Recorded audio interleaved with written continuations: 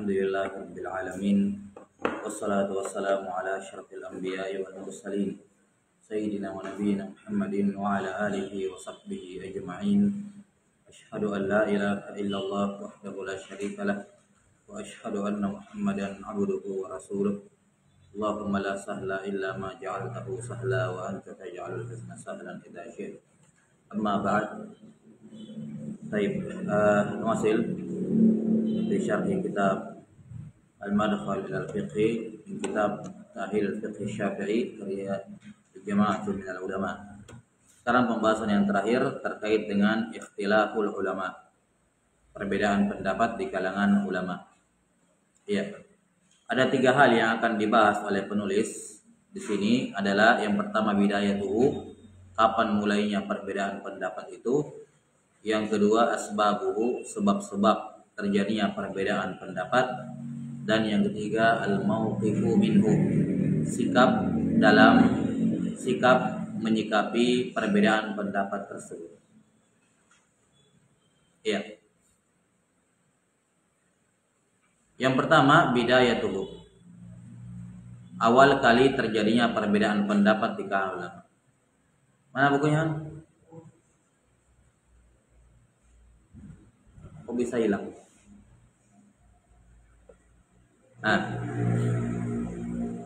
awal kali perbedaan pendapat di kalangan ulama, kata beliau zaman sahabat. Perbedaan pendapat ini sudah ada sejak dari zaman sahabat.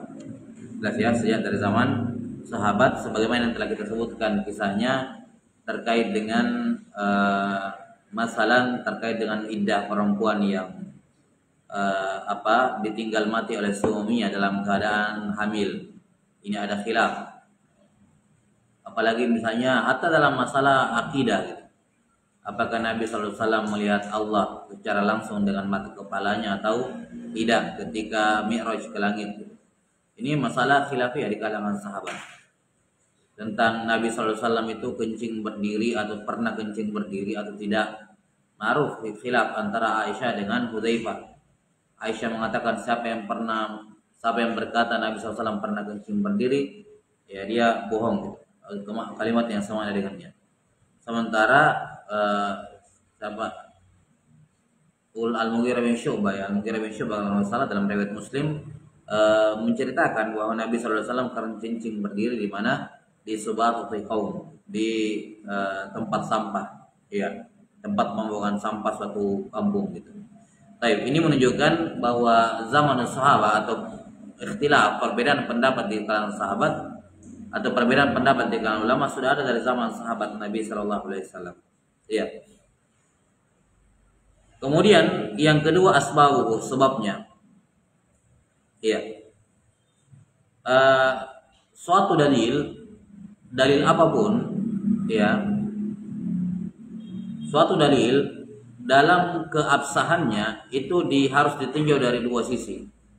Harus ditinjau dari 2 sisi. Yang pertama keotentikannya, otentik, sah, sahih, ya, sahih dia. Dan yang kedua adalah dilalahnya.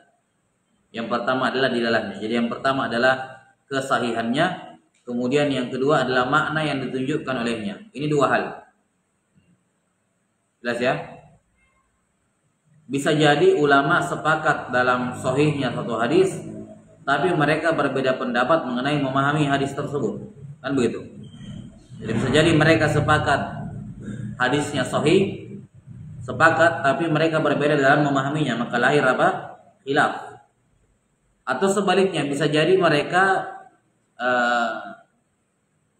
dari asal memang berbeda pendapat. Satu mengatakan ini hadisnya sahih, satu mengatakan hadisnya dhaif, maka lahir apa? Perbedaan. Jelas ya? Ya. Contoh misalnya Nabi SAW dalam hadis yang disebutkan, jangan sholat kecuali di Bani Quraidah, la yusalliyanna ahadukumul asra illa fi Bani Quraidah. Itu kan jelas ya, sama-sama sahih ya. Sahabat yang sholat di tengah jalan sama sahabat yang sholat di Bani Quraidah, pastikan itu sahih karena dia dengar langsung dari mulut Nabi Sallallahu Alaihi Wasallam, kan begitu. Tapi mereka berbeda dalam memahaminya. Jadi Tidak selamanya hadisnya sahih terus maknanya cuma satu. Nah, maka di sini juga sama. Sebab para ulama berbeda pendapat dikembalikan kepada dua hal. Yang pertama, al-khilaf fi thubutid dalili wal istidlal bihi. Adanya perbedaan di kalangan ulama dalam hal sah tidaknya dalil tersebut. Ya, thubutud dalil, sah tidaknya dalil tersebut, dan wal istidlal bihi. Dan mereka berbeda pendapat juga apakah itu bisa dijadikan dalil atau tidak.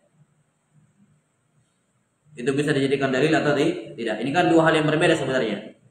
Apakah itu bisa dijadikan berdalil atau tidak? Kalau bisa dijadikan berdalil, sah atau tidak? Kan begitu ya? Ya. Ini jenis yang pertama. Al-khilaf fi thubutid dalil wal istidlal bihi. Perbedaan pendapat yang disebabkan karena berbedanya mereka dalam sah tidaknya dalil tersebut, ataukah dalil itu bisa dipakai berdalil atau tidak. Yang kedua, al-khilaf fi dilalatid dalil wa fahmihi. Perbedaan pendapat yang lahir karena mereka berbeda pendapat mengenai dilalah, makna yang ditunjukkan oleh dalil, dan cara memahaminya. Cara memahaminya berbeda. Nah, di sini disebutkan contoh-contohnya atau jenis-jenis lain ya. Bentuk yang pertama, al-khilaf fi thubutid dalil wal istidlal bihi. Ya, bentuk perbedaan pendapat yang lahir karena para ulama berbeda dalam menetapkan kesahihannya, atau mereka berbeda dalam hal boleh dijadikan dalil atau tidak. Contohnya, adamu bulughid dalil lil alim. Tidak sampainya dalil kepada seorang yang berilmu, seorang alim. Seperti yang terjadi pada Imam Abu Hanifah rahimahullah yang sudah kita sebutkan ya. Banyak beliau melakukan qiyas dan menyelisih hadis karena ternyata karena beliau tidak mendengar hadis tersebut. Belum pernah mendengar hadis tersebut. Contoh yang disebutkan oleh para ulama, Imam Malik mengatakan tidak disunnahkan puasa 6 hari di bulan Syawal. Imam Malik rahimahullah mengatakan tidak disunnahkan puasa 6 hari di bulan Syawal, menyelisih jumhur ulama yang mengatakan disunnahkan. Kenapa? Karena hadisnya dalam Sahih Muslim jelas ya. Man shoma Ramadhana fa atba'ahu sitta min Syawal fa ka'annama shoma ad-dahr. Ini hadisnya jelas. Siapa yang puasa Ramadan kemudian diikuti puasa 6 hari, maka seakan di bulan Syawal maka seakan puasa setahun. Imam Malik mengatakan tidak. Kami tidak mengetahui puasa itu dan tidak mengetahui ada guru-guru kami yang mengamalkannya. Yakni beliau berdalil dengan amalan penduduk Madinah. Sebagian ulama mengatakan beliau mengingkarinya karena hadisnya tidak sampai ke telinga beliau. Sebagian makhraj. Jelas ya? Sebagian. Baik.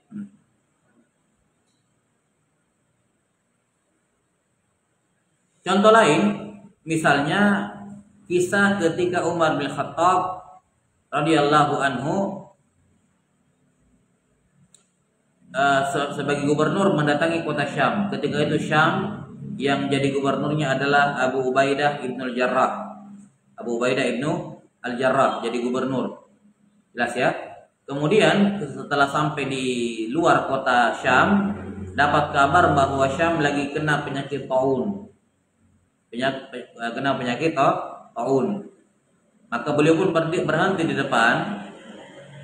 Kemudian para sahabat musyawirnya beliau atau para ulamanya beliau ya berbeda pendapat. Sebagian mengatakan tetap kita masuk, sebagian mengatakan kita pulang. Iya, kita pulang. Kenapa mereka berbeda pendapat? Karena tidak ada yang mendengar satupun hadis dari Nabi SAW dalam masalah ini. Nah, sebagian mengatakan kalau kita masuk kita celakakan diri kita. Dan Allah mengatakan la tulqu bi aidikum ila tahlukah. Jangan biarkan diri kalian binasa. Ya. Maka jangan kita masuk, kita pulang. Bagi yang mengatakan enggak tetap kita masuk, kita sudah dekat ini, sudah masuk ke dalam, ini takdir Allah, tidak boleh kita hindari. Nah, maka Umar bin Khattab berijtihad karena tidak ada Al-Qur'an tentang ini, Tidak ada ayat tentang masalah ini. Kita mau masuk ke tempat wabah, terus kita mundur gara-gara takut. Kita mundur gara-gara takut. Ini apa namanya? Tidak ada keterangan. Akhirnya karena tidak ada Al-Quran, tidak ada hadis, Umar berijtihad radhiyallahu anhu. Beliau mengatakan kita pulang.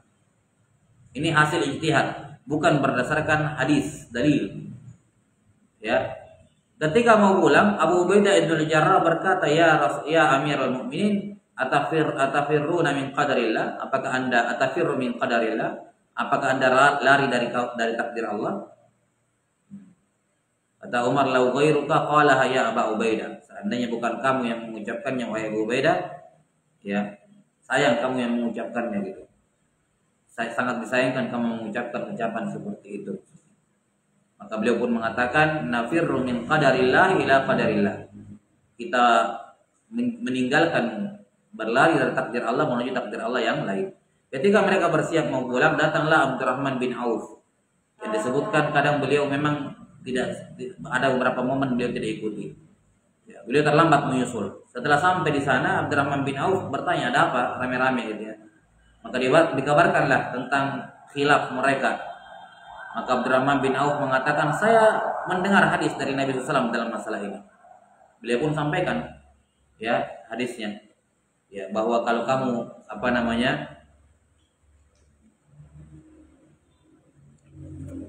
kalimatnya, idza sami'tum bihi bi ardin fala taqdamu alaihi wa idza waqa'a bi ardin wa antum biha fala takhruju firara minhu. Kata Nabi sallallahu alaihi wasallam, kalau kalian mendengar di satu tempat ada wabah dan kalian belum masuk, maka jangan masuk.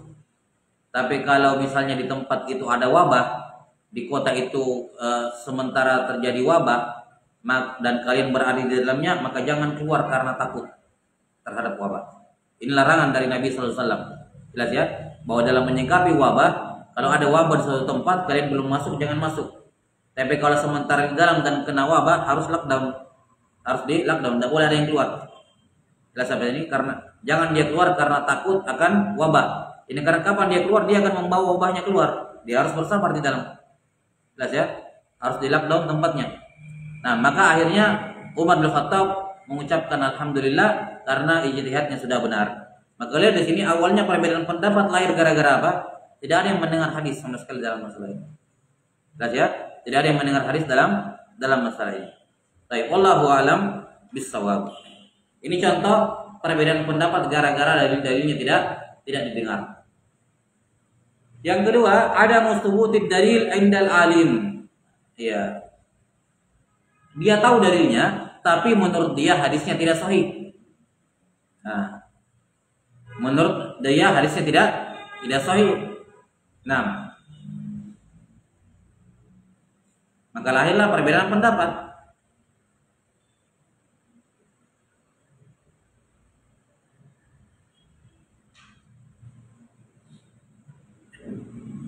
Atau minimal ragu-ragu, ya, ragu-ragu bahwa itu hadis sahih. Contoh yang mungkin bisa dipakai untuk ini adalah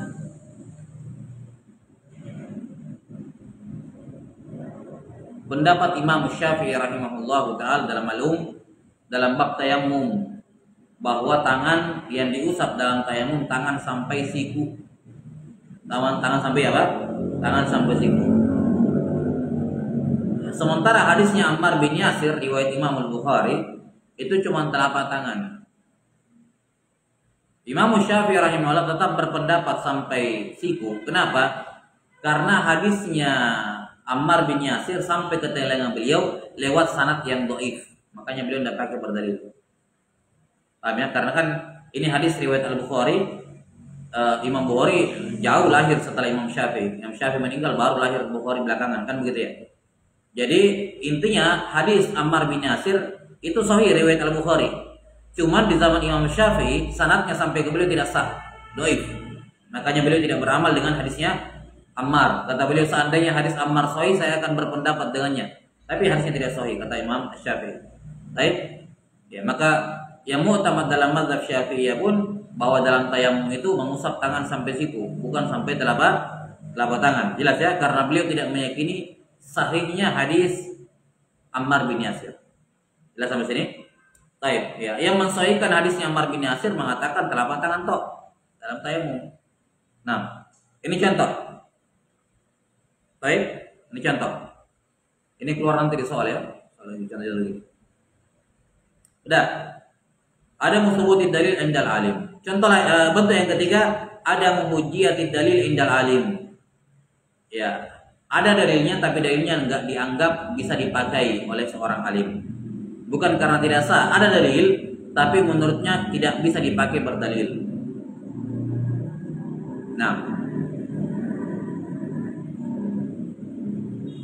misalnya hadis mursal. Hadis mursal.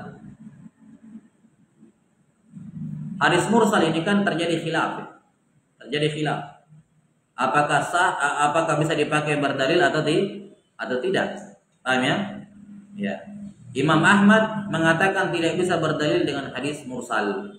Imam Abu Hanifah dan Malik mengatakan boleh. Jadi kalau ada permasalahan hadis dalilnya cuma satu dan itu mursal, pasti mereka berbeda pendapat. Gitu ya. Yang mengatakan hadis mursal bisa dipakai berdalil, mereka akan beramal dengannya, berpendapat dengannya. Yang mengatakan tidak, ya tidak. Baik. Contoh lain misalnya qaulus sahabi. Ucapan sahabat. Ucapan sahabat kan menurut Imam Ahmad itu adalah hujjah, bisa dipakai berdalil dan merupakan qaul qadim dari Imam Syafi'i. Ya. Tapi kalau yang mu'tamad dalam mazhab Syafi'i yaitu qaul sahabi, ucapan sahabat bukan dalil. Contoh misalnya khilaf dalam masalah ini, masalah kafarat orang yang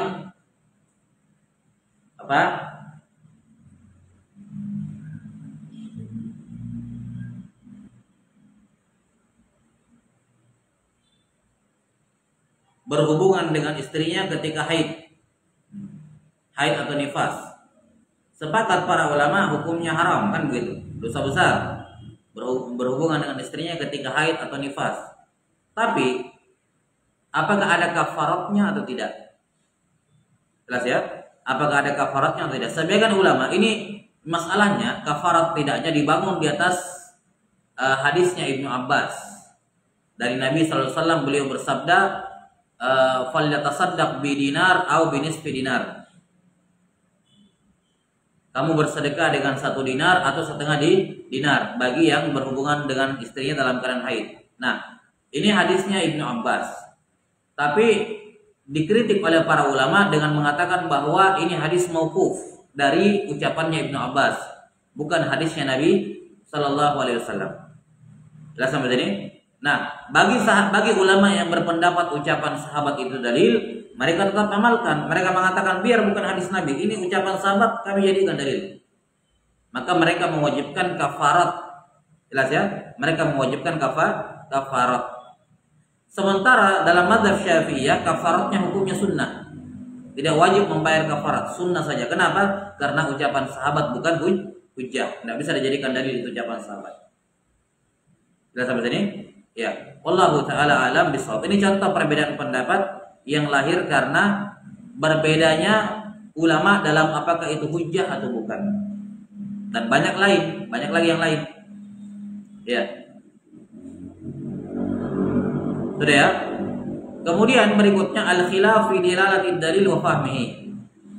Khilaf, perbedaan pendapat yang lahir disebabkan karena mereka khilaf dalam makna dalil atau dalam memahami dalil. Oh, ini banyak sekali nih. Ya. Yang pertama, ma ya'ridu lid-dalili min awaridil adillah. Yani dalil tersebut sahih menurut dia, sah menurut sebagian ulama. Tapi menurut ulama lain ada awarid, ada yang menentangnya, sehingga tidak beramal dengannya. Makanya kalau ada ulama meyakini hadis itu sahih, belum tentu dia beramal dengannya, belum tentu.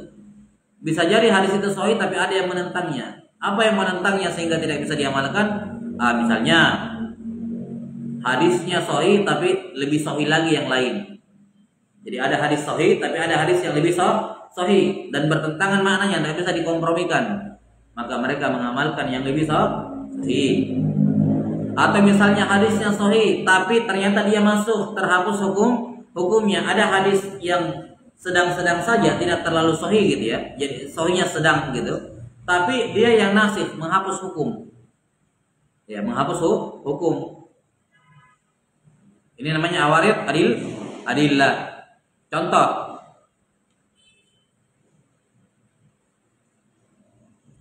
tentang waktu maghrib. Waktu maghrib dalam hadis Jibril riwayat Abu Daud dan selainnya, waktu maghrib itu waktunya cuma satu, ya kan? Ya, kapan azan maghrib, kapan masuk maghrib, sudah azan, kemudian wudu menutup aurat, jelas ya. Kemudian qomat, kemudian sholat maghrib, qabliyah maghrib, sholat maghribnya 3, ba'diyah maghrib 2, selesai, habis maghrib. Dan ini pendapat qaul jadidnya, pendapat terbaru Imam Syafi'i, bahwa maghrib itu habis tapi belum masuk isya, ada space, waktu kosong di sini. Siapa yang sholat maghrib di waktu itu dikatakan maghribnya qada, tapi belum masuk waktu isya. Jadi maghrib, akhir maghrib tidak bersamaan dengan awal isya. Kenapa? Karena hadisnya Abu Dawud, hadis Jibril itu. Sementara pendapat jumhur, termasuk pendapat Imam Syafi'i fil Qadim, mengatakan bahwa waktu maghrib berakhir dengan masuknya waktu isya. Mereka berdalil dengan hadis-hadis dalam Sahihain. Nah, maka di sini para fuqaha Syafi'iyah, maka di sini lihat terjadi perbedaan dalil, terjadi perbedaan pendapat. Kenapa? Dua-duanya mengatakan, mereka meyakini dua-duanya sahih, cuman satunya lebih apa? Lebih sahih. Lebih sahih. Baik. Sudah ya? Contoh nasikh wal mansukh, misalnya hadis mamassa dzakarahu falyatawaddah. Siapa yang menyentuh kemaluannya hendaknya dia berwudu. Ini kalaupun dikatakan sahih karena ada khilaf ya tentang kesahihannya. Bukan yang ini. Innama hiya bid'atu min. Ketika seorang hadisnya Busra bint Safwan, beliau bertanya kepada Nabi SAW tentang menyentuh kemaluan. Kata beliau, innama hiya bid'atu min. Bad'atu min. Itu hanya bagian tubuhmu. Sama kalau kamu sentuh tangan tidak batal wudumu. Sama kemaluan juga kalau disentuh tidak batal. Nah, hadis ini kalaupun sahih, maka kata para ulama mansukh hukumnya, terhapus hukumnya. Terhapus hukumnya dengan apa? Dengan hadisnya itu tadi hadisnya Thalq ibn Ali ya. Hadisnya Thalq ibn Ali. Terhapus hukumnya dengan hadisnya Busra bint Safwan, mamassa dzakarahu falyatawaddah. Siapa yang menyentuh kemaluannya dia berwudu. Ini salah. Besar siapa? Syukur? Depan? Ya. Baik. Sudah ya? Jadi ini contoh. Jadi kadang-kadang hadisnya sahih tapi enggak diamalkan. Karena itu kalau ada ulama tidak mengamalkan hadis sahih, jangan buru-buru mengatakan lah, oh ini hadis sahih tapi dia tidak amalkan. Padahal dia tahu. Dia tahu tapi dia tidak amalkan karena ada hadis lain yang lebih kuat dibandingkan itu, atau dia meyakini hadisnya mansukh, terhapus hukumnya, tidak berlaku lagi. Sudah ya? Ini contoh ma ya'ridu lil dalil min awarid al-adillah. Jadi ada penentang lain. Arid artinya yang menentang. Ada yang lebih sahih dibandingkan dia, atau dianya terhapus hukumnya, nasikh, mansukh. Baik. Berikutnya al-khilaf fi dilalatil alfaz. Sebab berikutnya adalah mereka berbeda pendapat dalam makna suatu kata. Kata itu apa maknanya? Baik. Seperti perbedaan mereka dalam masalah menyentuh perempuan membatalkan wudu atau tidak. Mereka dalilnya sama. Aula mastumun nisa, atau kalian menyentuh perempuan.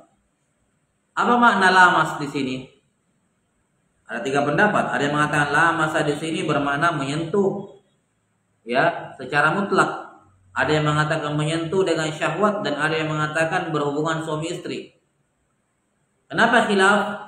Mereka khilaf dalam memahami dalam menentukan apa makna lamasa di situ. Baik, lamas. Apalagi berapa iddahnya perempuan yang ditalak dalam keadaan tidak hamil? Ya, iddahnya adalah 3 kali apa? Quru, sepakat. Ya, wal mutallaqatu yatarabbasna bi anfusihinna salasata quru, 3 quru. Berapa iddahnya? Berapa ini 3 quru? Satu qara itu berapa? Qara itu apa? Khilaf. Baik. Imam Malik dan Imam Ahmad mengatakan qara itu adalah al-haid, suci. Sementara Abu Hanifah dan Imam Syafi'i dan Abu Hanifah kalau nggak salah, lupa. Imam Syafi'i jelas ya. Syafi'i atau dengan Abu Hanifah dengan saya mengatakan tuhur. Ya, Imam Malik dan Ahmad mengatakan 3 kali haid, 3 kali quru adalah 3 kali haid. Jadi iddahnya 3 kali haid. Syafi'i dan Abu Hanifah mengatakan 3 kali suci. Kan beda lamanya, 3 kali haid sama 3 kali masa suci, 3 kali suci dari haid. Itu berbeda. Nah, kenapa ada perbedaan seperti ini padahal dalilnya sama-sama ayat salah satu quru? Karena apa? Mereka berbeda dalam memahami makna apa? Makna qar. Makna apa? Al-qar'u. Jelas ya? Ini contoh al-khilaf fi dalalatil alfaz. Nah, jadi mereka sepakat dengan dalilnya, bahkan sama dalilnya, cuman mereka khilaf dalam memahami apa? Kata yang tersebut dalam dalil. Yang ketiga al-khilaf fi tahqiqil manat. Mereka berbeda pendapat dalam menentukan al-manat. Manat itu apa ya? Simpelnya illat dalam hukum. Ini berhubungan dengan khilaf mereka dalam qiyas. Khilaf mereka dalam qiyas. Nah, jadi qiyas itu salah satu fase yang butuh ditempuh sebelum melakukan qiyas. Ada namanya tahqiqul manat. Tahqiq al-manat. Tahqiq manat artinya apa? Menentukan apa illat hukum tersebut. Apa sebabnya hukum itu berlaku. Dari sebab inilah nanti bisa dikiaskan. Kalau sebab itu ada pada yang lain, maka juga hukumnya apa?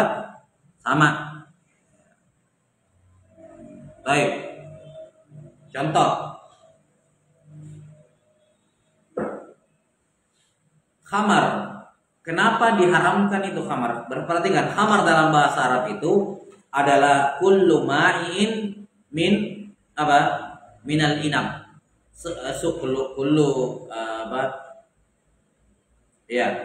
Kullu muskirin min inab. Bahwa khamar dalam bahasa Arab adalah semua minuman yang memabukkan yang terbuat dari anggur. Jelas diharamkan khamar kan? Kullu muskirin iskar maksud saya. Kullu muskirin haram. Semua muskir itu haram. Apa itu muskir? Di kalangan orang Arab, muskir itu ya atau khamar itu sama saja ya, adalah minuman yang memabukkan yang terbuat dari anggur. Fermentasi anggur. Nah, ketika diharamkan ini khamar, apa sebabnya diharamkan? Maksud ini apa sebabnya? Karena hukum Allah itu tidak serampangan menurunkan hukum terus tidak ada sebabnya gitu. Memang ada hukum, ada ibadah-ibadah yang tidak punya makna, yang tidak ada, kita tidak tahu kenapa seperti itu. Nah, kalau seperti itu tidak ada kiasnya. Misalnya zuhur, kenapa 4 rakaat zuhur, kenapa bukan 5? Ada nggak kira-kira sebabnya? Kita nggak tahu. Makanya tidak ada kias pada ibadah-ibadah yang ghairu ma'qulil makna. Ibadah-ibadah yang tidak bisa dipahami kenapa disyariatkan itu tidak ada kias. Tapi ibadah-ibadah yang ma'qulul makna bisa dicerna, bisa dijangkau kenapa disyariatkan, nah itu bisa ada kias di situ. Seperti misalnya tadi, khamar itu kenapa diharamkan? Apa sebabnya? Kata jumhur ulama diharamkan karena memabukkan. Kata Imam Abu Hanifah illat diharamkannya karena itu dari anggur. Paham? Jelas sampai ini? Ya. Maka lahirlah khilaf karena berbeda dalam mentahqiq apa? mana kenapa diharamkan itu khamar? Jumhur mengatakan karena memabukkan, Abu Hanifah mengatakan karena dari anggur. Maka ketika ada minuman keras terbuat dari selain anggur, jumhur mengatakan tetap haram karena memabukkan, Abu Hanifah mengatakan boleh karena bukan anggur. Paham sampai sini? Itu namanya tahqiq, perbedaan dalam mentahqiq. Mana? Contoh lain. Apa sebabnya emas dan perak itu terkena riba? Emas dan perak kan barang ribawi, barang yang bisa terkena riba. Kenapa? Apa sebabnya? Paham sampai sini? Apa sebabnya? Ada yang mengatakan emas dan perak kena riba, ya karena emas dan peraknya. Karena emas dan peraknya. Itu manatnya, tahqiqul manatnya adalah emas dan perak barang ribawi karena dia emas dan perak. Makanya tidak ada barang ribawi pada tembaga, pada kuningan, pada kertas, plastik, enggak ada. Karena emas dan peraknya. Sebagian mengatakan dia terkena emas dan perak terkena riba karena dia dijadikan alat tukar menukar. Jelas ya? Karena dijadikan alat tukar menukar, dijadikan uang. Di zaman dahulu kan dinar mata uang emas, perak mata uang perak, kan gitu. Uang logam gitu. Logamnya terbuat dari emas. Baik. Maka muncul khilaf belakangan. Kira-kira uang yang kita miliki ini terkena riba atau tidak? Mendekati lebaran tukar uang 100.000 tukar sama misalnya 95.000. Ya, ada ongkos tukar duitnya 5.000. 100.000 ditukar sama 95.000 uang kecil. Misalnya. Apa hukumnya ini? Jelas ya? Apa hukumnya? Apakah bisa uang itu terkena riba atau hanya pada emas dan perak? Yang mengatakan bahwa sebab manatnya emas dan perak terkena riba karena dia memiliki nilai tukar. Yang mengatakan ini berpendapat bahwa mata uang juga kalau begitu bisa kena riba walaupun bukan emas dan perak, mau itu tembaga, kuningan, kertas, plastik, yang penting dia punya nilai tukar bisa kena riba. Tapi bagi yang mengatakan emas dan perak itu adalah barang ribawi karena emas dan perak, maka tidak ada riba pada mata uang kertas yang terbuat dari kertas. Enggak ada riba pada mata uang yang terbuat dari plastik, dari logam. Kenapa? Karena bukan emas dan perak. Paham sampai sini? Ini pentingnya tahqiqul mana? Karena itulah, dan inilah bab tersulit dalam usul fikih, itu bab qiyas yang paling panjang karena masalah manat ini. Ada seorang sahabat mengatakan, "Ya Rasulullah, celaka saya. Kenapa? Saya berhubungan dengan istri saya di siang hari Ramadan." Paham? Saya berhubungan dengan istri saya di siang hari Ramadan. Maka beliau sebutkan apa? Kafarat. Kamu bisa memerdekakan budak enggak? Enggak bisa. Kamu bisa memberikan makan berpuasa 2 bulan berturut-turut? Enggak bisa. Beri makan 60 orang miskin juga enggak bisa. Ada kafarat. Nah, sekarang apa sebabnya diwajibkan kafarat? Apa manat tahqiqul manatnya? Apa ilatnya di sini? Kira-kira apa? Ya? Ada yang mengatakan sebabnya Nabi SAW wajibkan dia bayar kafarat karena dia membatalkan puasanya dengan sengaja. Cuman kebetulan aja pakai berhubungan suami istri. Tapi katanya yang jadi patokan hukum adalah karena dia batalkan puasanya dengan sengaja. Satunya mengatakan enggak, ilat diwajibkannya kafarat bukan gara-gara batalkan dengan sengaja, tapi karena dia batalkan dengan sengaja dengan berhubungan suami istri. Jadi pembatalnya berhubungan suami istri. Makanya lahir perbedaan pendapat di kalangan fuqaha mengenai kalau ada orang dengan sengaja sedang puasa Ramadan, dengan sengaja dia makan, batalkan puasanya dengan sengaja, bayar kafarat atau tidak? Jelas ya? Bagi yang mengatakan ilatnya adalah membatalkan puasa dengan sengaja, dia wajib bayar kafarat karena ini orang batalkan puasa dengan sengaja, walaupun bukan dengan berhubungan suami istri, tapi dengan cara makan dengan sengaja, maka dia wajib bayar kafarat. Kalau nggak salah ini mazhabnya Imam Malik, pendapatnya Imam Malik. Yang lainnya mengatakan enggak, dia enggak ada kafarat. Berdosa iya, tapi kafarat enggak. Karena ilatnya menurut kami bukan membatalkan puasa dengan sengaja, tapi karena membatalkannya dengan berhubungan suami istri. Itu manat tahqiqul manatnya. Maka ini penting sekali ya, dan ini banyak sekali permasalahan terkait dengan yang khilaf lahir gara-gara tahqiqul manat. Nah, karena itulah perhatikan, ketika terjadi perbedaan pendapat di kalangan ulama, kita harus husnuzon, wajib husnuzon kepada para ulama bahwa mereka yang salah dalam perbedaan itu pasti punya uzur yang bisa dibenarkan. Dan sampai sini apapun uzurnya. Baik.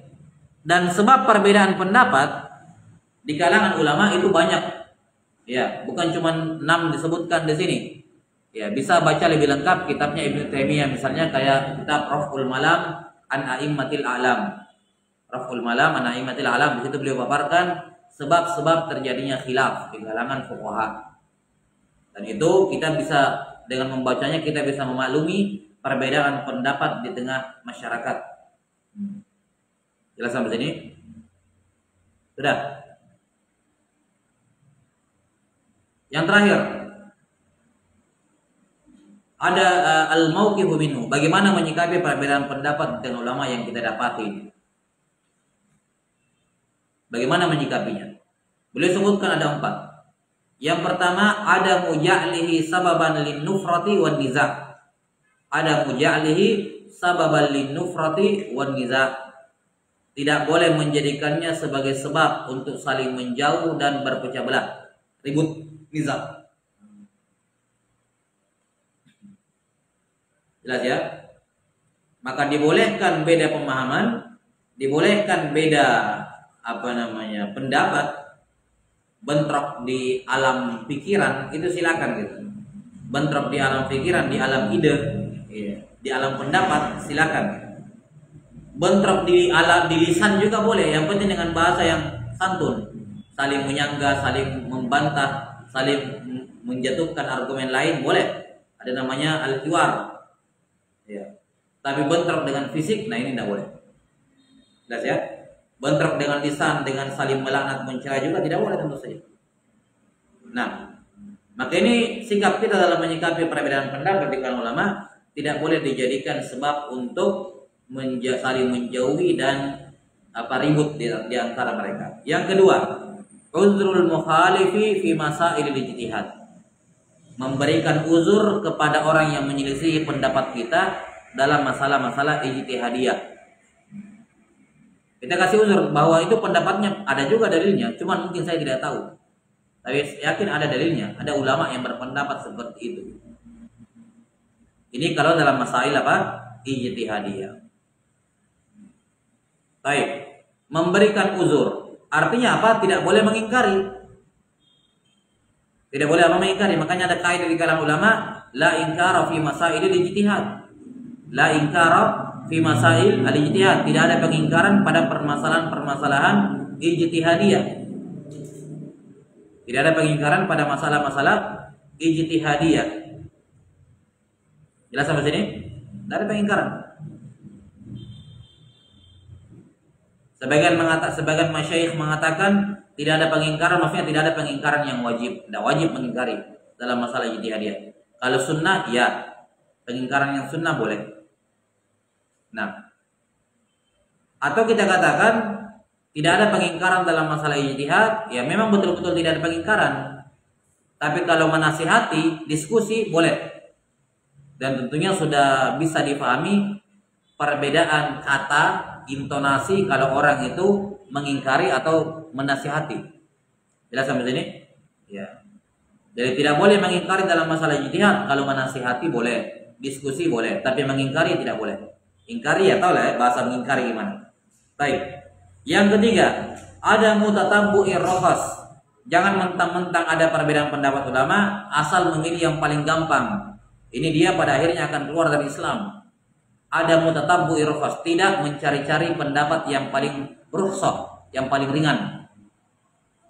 Dalam masalah ini dia lihat ada pendapat mana ini? Ada 2-3 pendapat. Yang paling ringan mana ini? Itu yang diambil. Dalam masalah lain lagi ada perbedaan pendapat. Yang mana yang paling gampang? Itu yang diambil. Ngasal comot saja pendapat. Ya. Jelas sampai sini. Tapi ingat, bebas memilih pendapat boleh. Tapi kalau landasannya karena selalu mencari yang paling ringan, tidak boleh. Paham ya? Karena Islam itu tidak selamanya ringan, ada syariat yang berat. Jadi kalau kamu kejar terus yang ringan, pada akhirnya kamu akan melanggar. Jelas ya? Maka syaratnya walaupun perbedaan pendapat itu ada, tidak boleh dengan sengaja mengambil pendapat, ya, atau tidak boleh, tidak boleh mengambil pendapat yang ringan di semua masalah. Kalau mengambil pendapat yang paling ringan di masalah tertentu boleh saja, tidak ada masalah. Jelas? Masalah A, yang mana yang paling gampang diamalkan, itu saya ambil, boleh. Tapi lain kali dapat pendapat lain, ini kayaknya lebih cocok bagi saya yang berat. Yang terlarang itu adalah setiap masalah dia dapat, selalu kaidahnya dia ambil yang paling ringan. Itu terlarang. Namanya tatabu rukhas. Makanya wazannya tafa'ala, tatabba'a. Baik, yang menunjukkan ini pekerjaan berulang. Di mana-mana ada pendapat, dia selalu pilih yang paling rukhsah, yang ringan. Yang terakhir, yang keempat, sikap yang keempat dalam menyikapi perbedaan pendapat adalah al-musibu wahid. Ya. Yang benar cuma satu. Yang benar cuma satu. Ya. Artinya walaupun perbedaan pendapat itu ada, banyak pendapat, bukan berarti semuanya benar. Ya. Bukan berarti semuanya benar. Yang benar cuma satu. Dalam masalah ijtihadiyah itu yang benar cuma satu. Walaupun yang lain ada kemungkinan benarnya, cuman pendapat ini yang paling besar kemungkinan benarnya. Dan ini pendapat yang benar, bahwasanya dalam masail ijtihadiyah yang benar cuma satu, tidak berbilang itu kebenaran. Yang benar cuma satu, yang lainnya salah. Cuman karena masalah ijtihadiyah tidak boleh mengingkari yang salah, dikasih uzur yang salah. Kenapa? Karena cara mereka sudah benar, hasilnya doang yang keliru. Kan begitu. Maka dihargai, dikasih uzur, tidak boleh diingkari. Dikasih masukan boleh. Ini ada masukan nih, pendapat ini, dalilnya gini, boleh. Tapi mengingkari enggak. Baik, wallahu alam bissawab. Ya, demikian selesai ya. Alhamdulillah pembahasan kita terhadap al-madkhal al-fiqhi. Insyaallah taala mudah-mudahan bisa menjadi tambahan maklumat terkait dengan masalah fikih. 6. Insyaallah taala terkait dengan tatbiknya, ya. Ini lebih dalam akan dipelajari dalam usul fikih. Dalam usul fikih dan tentunya dalam furu' al-fiqhiyah. Nah, nakti bihadzal qadar, nasallallahu taala yu'allimana mimma yanfa'una wa yanfa'ana bima 'allamana, innahu waliyyu dzalika wal qadiru 'alaih. Subhanakallahumma wa bihamdik, asyhadu an la ilaha illa anta astaghfiruka wa atubu ilaik. Walhamdulillahirabbil alamin. Assalamualaikum warahmatullahi wabarakatuh.